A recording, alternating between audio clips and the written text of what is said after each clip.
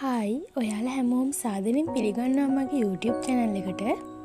ඉතින් මං අද අරන් ආවේ පිටි අනන්න නැතුව ලේසියෙන් බිත්තර රොටි හදන ක්‍රමයක් අරගෙන.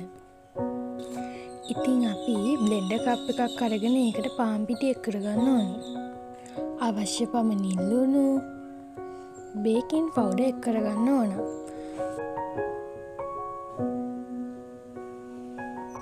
දැන් පොල් කිරි එක් කරගන්න ඕන.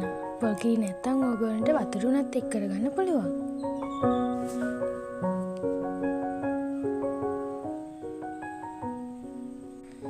දැන් අපි බ්ලෙන්ඩරෙන් මේක හොඳට මිශ්‍ර කරගමු. දැන් මේ මිශ්‍රණය අපි භාජනයකට දාලා පැයක් විතර තියාගමු.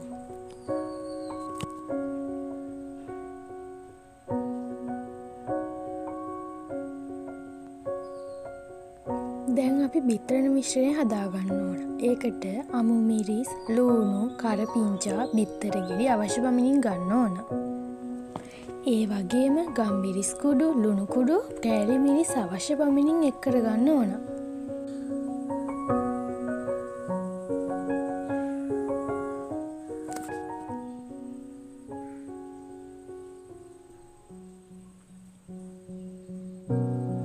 දැන් අපි ෆෑන් එකක් ලිපේ තියාගෙන මේ විදිහට බිත්තර රොටි හදාගන්න ඕනේ.